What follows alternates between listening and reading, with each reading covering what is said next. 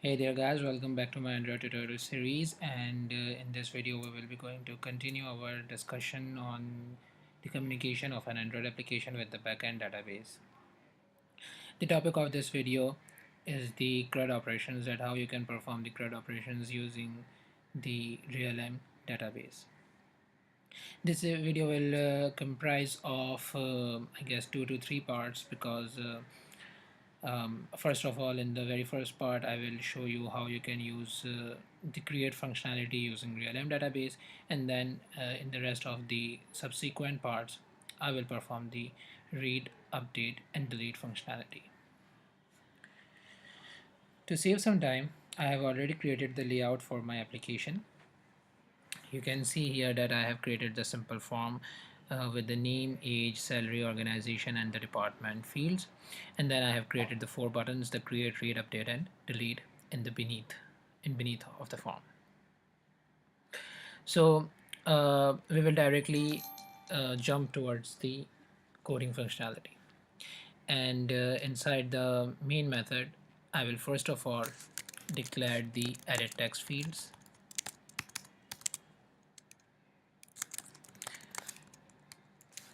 Edit text fields for the name, age, salary, organization, name, age, salary, organization and department. And similarly I will declare the buttons for the create button, the read button, the update button, and finally the delete button.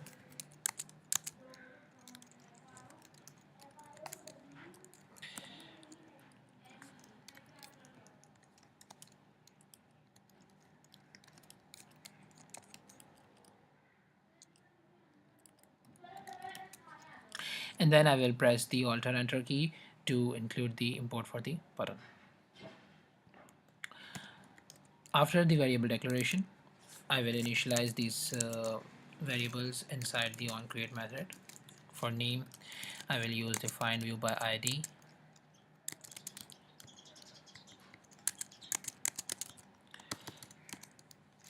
r.id.name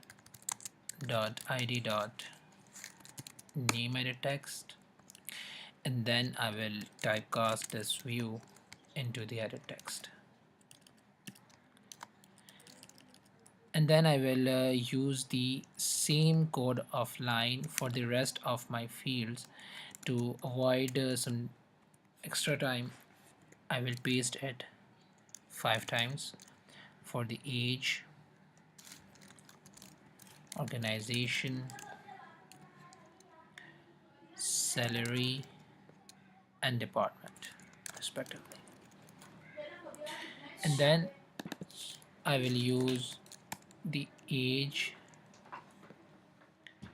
for the age, the salary for the salary, the organization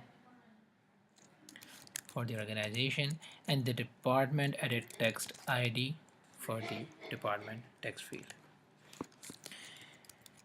Similarly, I will initialize my buttons with the find view by ID method, r.id.create button. I will typecast the returned view into the button, and then I will paste the same line 3 more times for the read, for the update,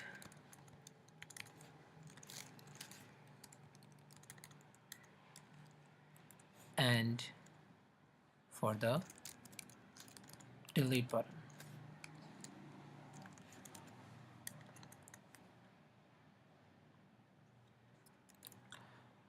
And then I will adjust the IDs.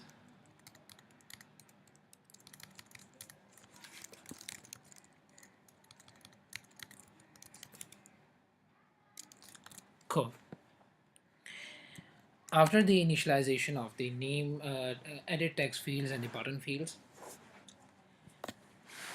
I will use the I will set the on click listener method on my create button, because in this video I will be performing the create functionality of the real-m database. So what I will do inside the click method, I will begin the transaction for the real-m, and then I will create the person object, and then I will commit that transaction in the real-m database so that my person object can be saved inside the database. Um, as in my previous video, I have created the one of my models called the person. I have extended that from the real-m object class so that I can treat that person class as the real-m object. So first of all, I will create the real-m object, and I will create it by using the static method of the real-m class, the getDefaultInstance method. What the getDefaultInstance method do is it return the default instance of the real-m, and then I will use the begin transaction method to let the real-m begin the transaction. First of all, let me mention one thing here, that officially real-m provides us with the 4 methods to create an object and save it inside the real-m database. First method is that you can create the object before the beginning of the transaction, or you can create an object with the after the beginning of the transaction, or you can perform the creation of an object inside the transaction blocks, or you can also um, perform the creation of an object asynchronously, that is in the background thread. I will try my best to cover all these matters in my blog post, which I will be updating shortly in the programmingbeats.com. You can go and check out there. But for the purpose of this tutorial, I'm using the very first method, that is, I will create the person object on the fly and then I will commit it in the database. So to create the person object, I will use person is equals to, I will use the real-m object, and then I will use the method create object method. The create object method expects the class. That class must be a model that extends from the real-m object. So that's why in our previous video we have created the person object, and we have let it extend from the real-m object. So we will simple pass the person class inside the parentheses. So we have declared basically our person object, and then we will use the setter method to set the name, to set the age, to set the salary, to set the organization, and to set the department. If you don't know about what setters are, or what these matters are doing, the set name, the set age, the set salary, you can watch my previous video in which I have covered briefly about what these matters are performing. Anyhow, these methods are expecting some sort of an argument. If you look at the set name method, we could see that it is expecting the name in the string format. So this name would be the input that is coming from the user in the edit text field. So I will use the name dot get text method to grab the input from the name text field, and since the get text method is returning the result in the form of editable text, we would typecast this into the string by using the Java static method value of the English class, of the string class sorry, of the string class.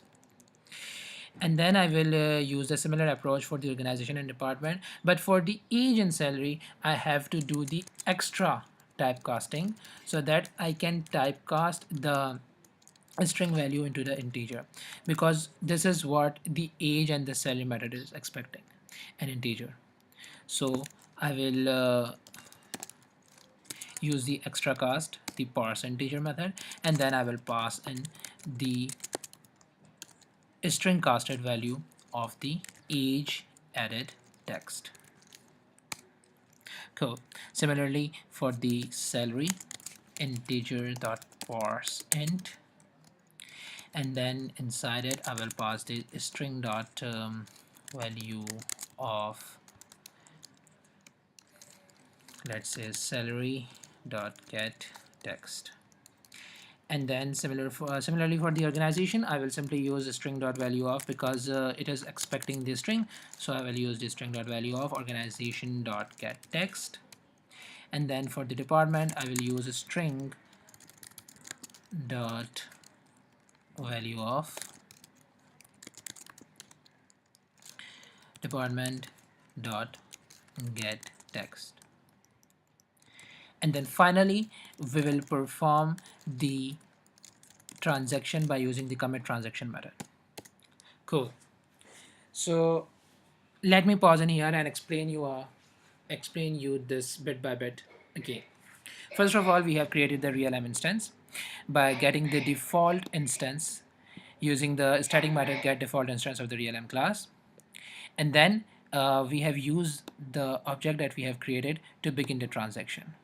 Next, we have used the person model that we have created in our previous video, that we have extended from the realm object to create the new person object. So we have used the realm object that we have created, and then we have called the method create object, and then we have passed inside the parentheses the class that we have described in earlier.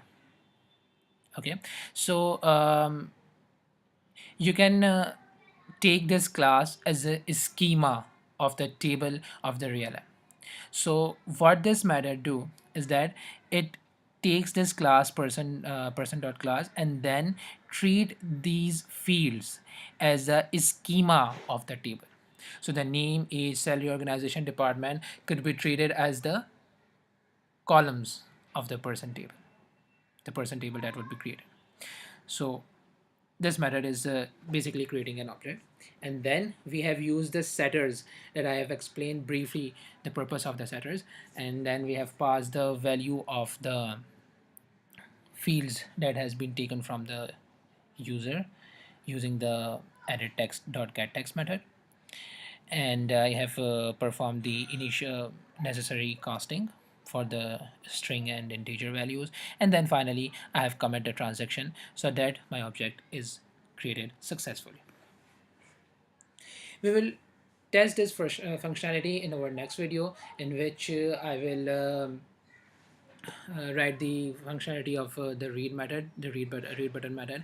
I will write the functionality that how you can read the existing object of the realm class. So we will test the create functionality and read functionality simultaneously in our next video. Till then, if you have any questions regarding the creation of an object, you can freely ask in the comment section. And to view the source code, I will shortly update the blog post in programmingbeats.com, where you can find the rest of the interesting posts on the programming topics. So till then, I will catch you in the next video. Till then, take care.